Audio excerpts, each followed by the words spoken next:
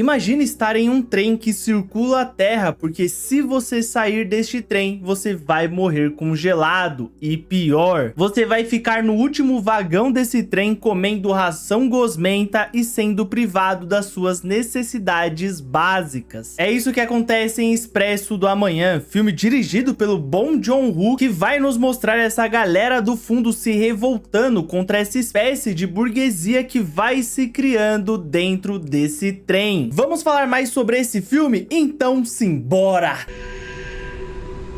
O filme se passa em um futuro pós-apocalíptico, mais precisamente no ano de 2031, tá quase chegando, né? Onde a Terra foi completamente congelada. Isso aconteceu depois que os cientistas tentaram reverter o aquecimento global, liberando uma substância na atmosfera, o CW7, o que vai causar uma nova era do gelo na Terra, exterminando ali praticamente toda a vida do planeta. A única coisa que restou de civilização é o Expresso do Amanhã, um trem gigantesco que percorre o mundo sem parar, movido por um motor eterno criado pelo enigmático Wilford. Dentro desse trem, os últimos sobreviventes da humanidade vivem separados por classes sociais, com os mais ricos na frente, ali nos vagões principais, e os mais pobres confinados nos vagões traseiros, mais precisamente no último vagão dessa locomotiva. No vagão traseiro, a vida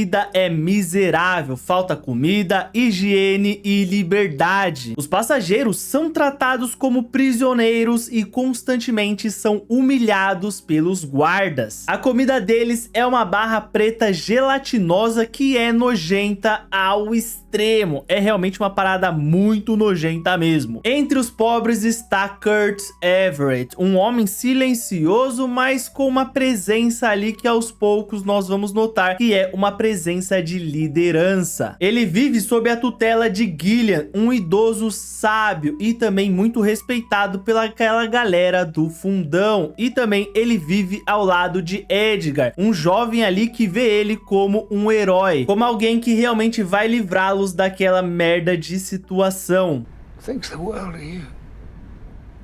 Cansados dessa opressão, o Curtis e os demais planejam uma rebelião para tomar o controle do trem e chegar até o motor, que é aqui representado como símbolo máximo de poder dentro desse filme, porque o motor ele fica no primeiro vagão ali. Ele é o primeiro vagão do Expresso do Amanhã. Ao longo do filme nós vamos vendo que existiram sim outras rebeliões ao longo do seu passado, mas que não deram muito certo. Inclusive, esse é um dos motivos do Curtis tentar novamente criar uma nova revolução, tentar realmente se revoltar contra a galera ali da frente, ali dos primeiros vagões. Isso porque ele tem quase certeza que os guardas gastaram todas as munições deles na última revolta. O estopim para se iniciar essa nova rebelião é quando uma mulher de amarelo entra e simplesmente pega duas crianças, Timmy, o filho de Tanya, e Andy, o filho de Andrew. No meio da confusão deles tentando esconder essas crianças, o Andrew acaba jogando um sapato na cabeça dessa mulher de amarelo, o que vai fazer com que ele seja punido. Seu braço é besuntado com algo e colocado do lado de fora do trem, no qual após 7 minutos ele congela. Enquanto isso, enquanto o braço dele está congelando do lado de fora, a ministra Mason vai dar um discurso dizendo que cada uma das classes sociais tem os seus lugares. Os pobres ficam embaixo e os ricos devem ficar em cima. E é assim que as coisas são. E pô, se vocês não sentem ódio nessa parte do filme, é porque você já está completamente morto por dentro. Primeiro que eles simplesmente entram dentro deste vagão e roubam os filhos dessas pessoas. E depois eles ainda vão falar lá, pô, vocês devem ficar na merda, vocês têm que ficar na merda, porque só assim os ricos podem estar onde eles estão. Eu acho que qualquer pessoa que vê essa cena já fica completamente revoltado e já compra a ideia da rebelião ali do Curtis. I belong to the front. You belong to the tale. E assim, eu tenho que dar o destaque da atuação da Tilda Swinton, que, pô, eu já falei mais sobre ela no vídeo que eu fiz sobre Balada de um Jogador, em que eu falo que ela sempre está muito bem, e isso é algo inegável. Toda a atuação que eu vejo da Tilda Swinton, ela sempre está muito bem, não importa qual papel que é. Durante uma inspeção de rotina, o Curtis toma a frente, coloca o fuzil de um soldado na cabeça e aperta o gatilho, percebendo que eles não têm munição. Então, se inicia a rebelião. Os pobres avançam, enfrentando os soldados e quebrando as portas, vagão por vagão. Só que tem um limite até onde eles conseguiram chegar. Então, eles libertam Nangong Min-soo, um especialista em segurança que projetou as portas automáticas daquele trem, e também a sua filha Iona. Em troca, Nangong pede doses de uma droga chamada Chronol, uma substância altamente viciante que é feita de resíduos industriais. E essa droga,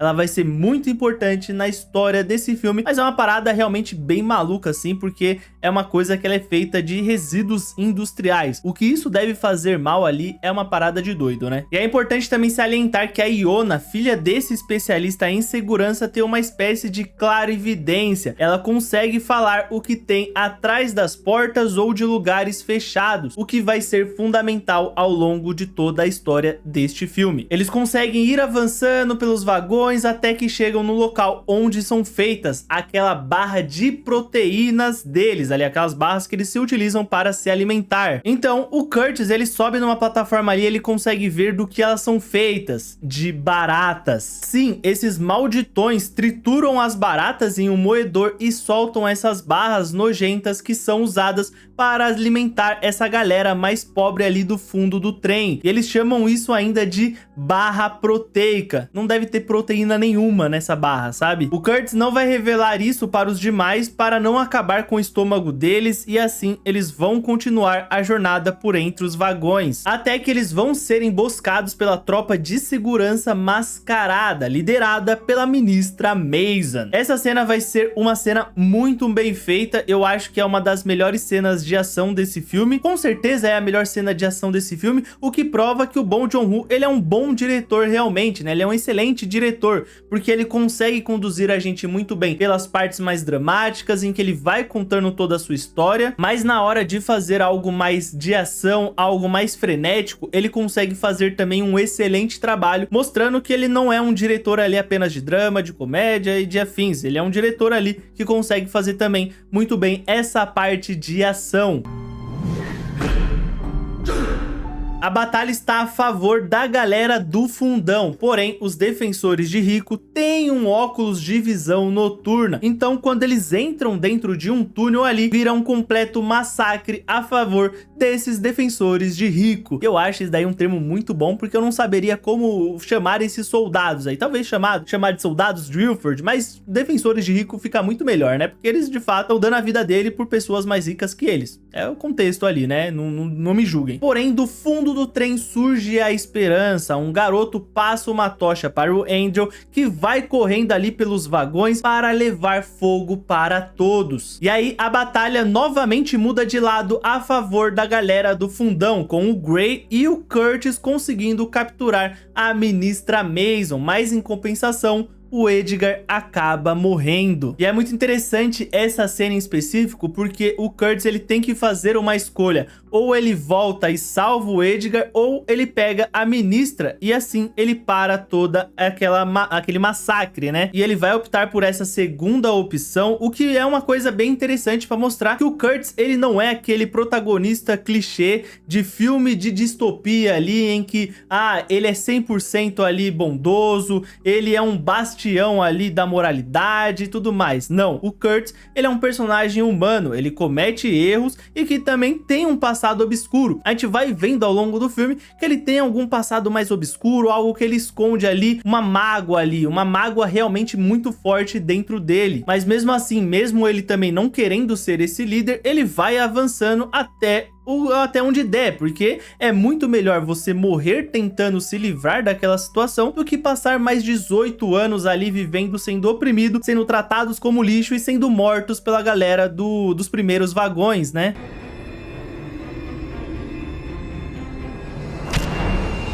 Um dos capangas da Mason ainda vai tentar salvar ela, porém a Iona consegue levantar uma lança que vai empalar este merdão. Eles então trocam uma ideia ali com a ministra Mason, que promete levar eles até o motor, caso eles não matem ela, né? A única condição dela é não morrer. O Curtis vai trocar uma ideia ali com o mentor dele, né? Com o Gillian, que fala que ele se tornou o líder deles, né? Ele já se tornou essa figura de liderança e que ele deve guiá-los até o fim. Porque o Curtis, ele fala muito de tomar o poder ali e colocar o Gillian como o líder deles ali, como a pessoa que conduz o trem. Só que o Gillian fala que não, já não é mais ele, agora é o Curtis quem deve fazer isso. O homem também diz que quando ele encontrar o Wilford é para ele meter um balaço na cabeça dele, não deixar ele nem abrir a boca, porque ele pode seduzir o Curtis. Então eles se dividem em dois grupos. O Curtis, Gray, Andrew, Tanya, a Iona e o Nan vão continuar avançando até o motor juntamente com a ministra Mason, enquanto o Gillian vai voltar para o fundo dos vagões com os feridos e também os prisioneiros, né? Eles vão controlar ali algumas coisas, controlar água, controlar tudo ali, né? O grupo da frente ali do Curtis, ele vai passar por alguns vagões diferentes, mostrando como funciona ali realmente o ecossistema. Então a gente vai ter ali um momento ali em que vai ter um jardim, outro momento que tem sushi ali para comer. Realmente tem bastante coisa que vai acontecendo ao longo de todo esse percurso, até que eles vão chegar em uma escola ali dos filhos da elite daquele trem. E essa parte é interessante para mostrar como funciona essa lavagem cerebral que fazem na mente dessas crianças, para mostrar como o Wilford é o máximo, como o fundo é a escória genuína, como o fundo é uma merda sem fim. E isso realmente acontece, né? Muitos pais ali ensinam para os filhos deles ali que, pô, você é muito rico, então você tem que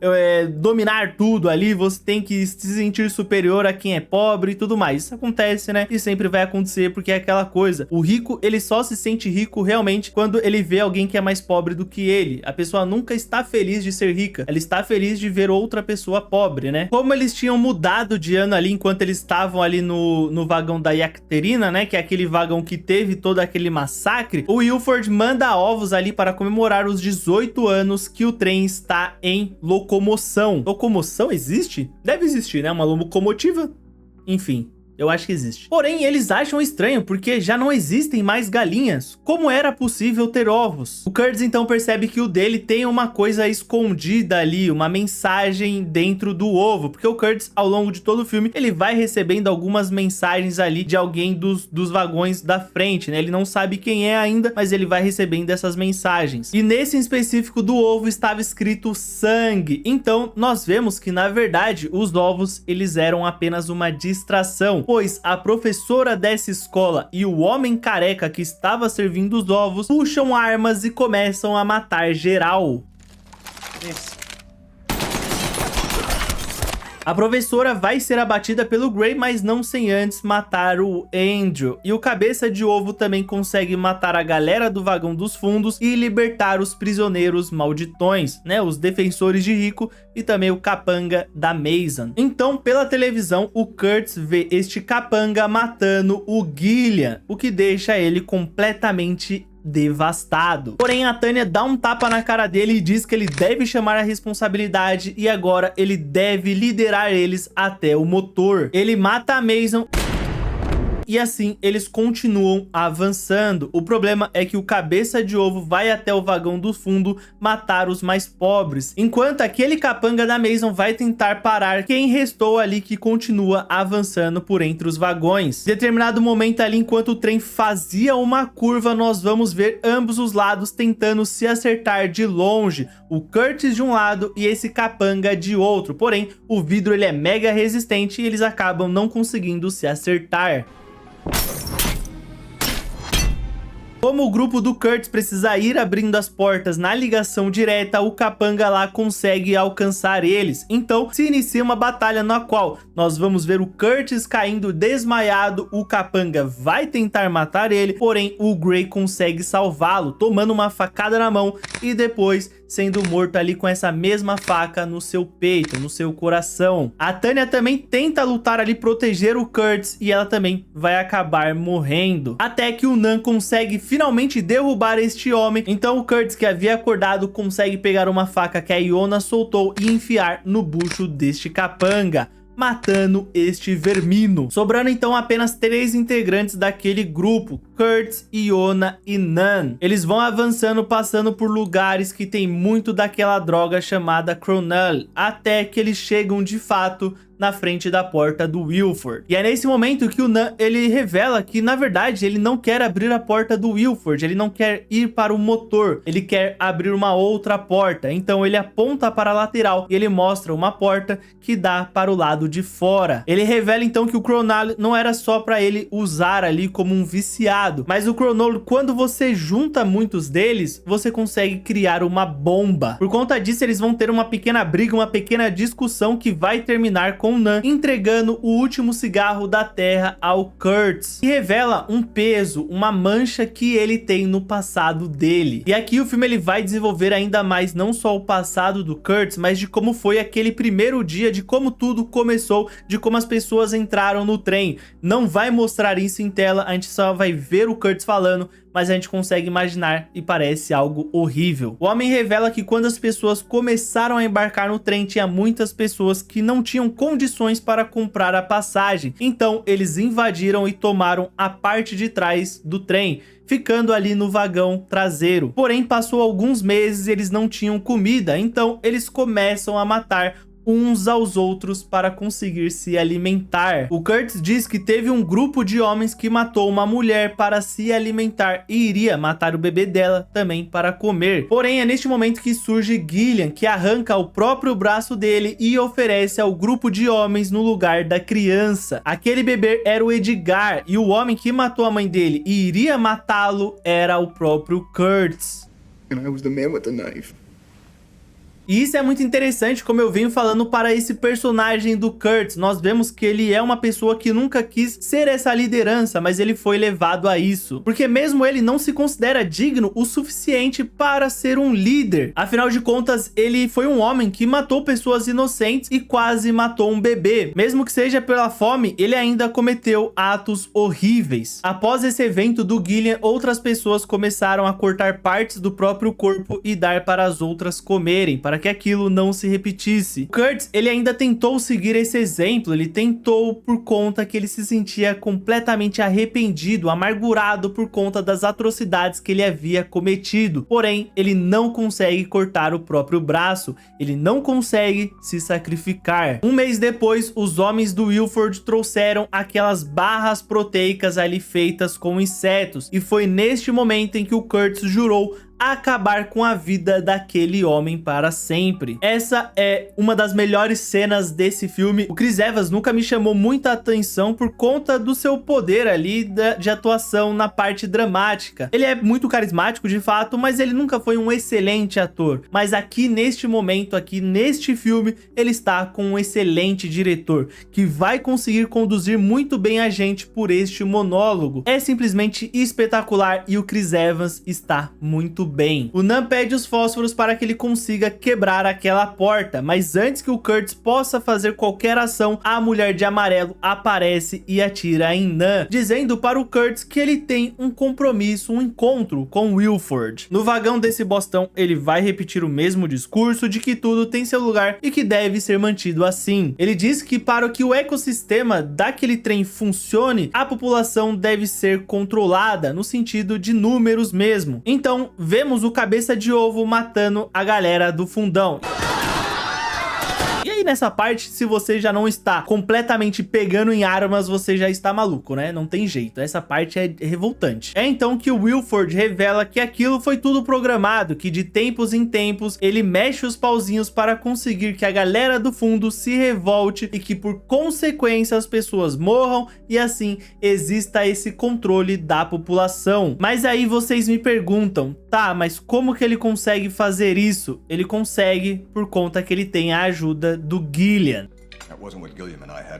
Isso mesmo, o mentor de Kurtz. Inclusive ele tem um telefone na seção dele e ele ficava de tramóia com Wilford para que assim eles controlassem tudo. Só que a gente entra numa discussão bem interessante que a gente pode até dialogar aí nos comentários, né? Talvez o Wilford esteja mentindo só para que o Kurtz acredite nele e assim acabe com o ímpeto deste homem. Mas talvez seja verdade e por conta disso o Gillian disse para meter um balaço no Wilford, não deixar ele nem abrir a boca. Temos algo também que vai corroborar com isso, né? Porque o Wilford, ele usa a mesma frase do Gillian, que é: Like Gilliam said, holding a woman is much better with two arms. Better to have both arms. Can't do a lot with one, you know. Duas teorias, o que vocês acham? Deixem aí nos comentários. Na primeira vez que eu assisti esse filme, eu fiquei muito pelo lado dessa segunda teoria, mas olhando de novo o filme, eu já não sei mais. Mas é provável que sim, é provável que isso seja verdade. Segundo o Tirano, o plano era que o Kurtz nem conseguisse passar do vagão Yaqueterina, né? Que é aquele vagão lá onde rolou toda aquela luta, né? O vagão das tochas. Então, quando ele conseguiu passar, o Wilford teve que ir para o plano B, e por conta disso, ele resolveu matar o Gillian, né? Porque ele ajudou o Kurtz a ir além do que ele foi, né? Na verdade, o Gillian não ajudou tanto o Kurtz a ir além. O Kurtz que teve a ideia de usar o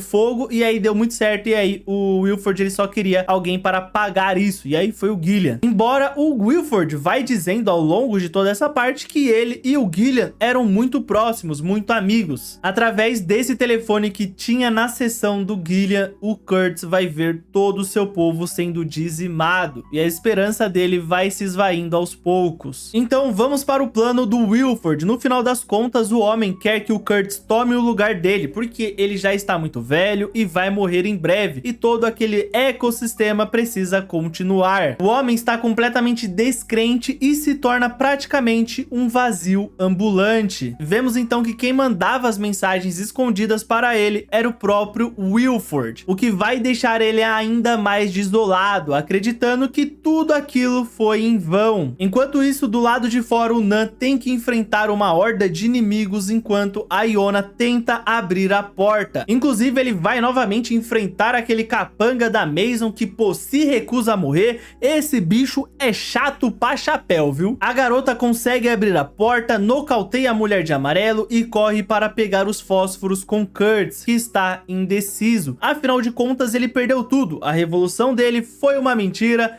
e agora ele tem a oportunidade de se ver comandando todo aquele ecossistema, de não passar mais necessidade, sabe? Aquela coisa do o sonho do oprimido é se tornar opressor, porém ele é trazido novamente para a realidade pela Iona. Como eu falei antes, né? A Iona tem esse poder de clarividência, ela consegue enxergar coisas que as pessoas não conseguem. Então ela abre uma parte do piso ali e nós vemos que o time está lá dentro, trabalhando em um espaço minúsculo. O Wilford revela que algumas partes do motor se quebraram e apenas algumas crianças pequenas cabem nesse espaço para conseguir fazer esse trabalho manual que as peças faziam. Ou seja, essas crianças ficam esse tempo trabalhando ali, mas quando elas crescem um pouco, elas vão ser esmagadas pelas outras peças do motor. E pô, isso é maluquice. Nós vamos ver que o próprio Andy, né, o filho do Andrew, ele também tem uma função ali no motor. E é aí que o Kurtz vai entender, né?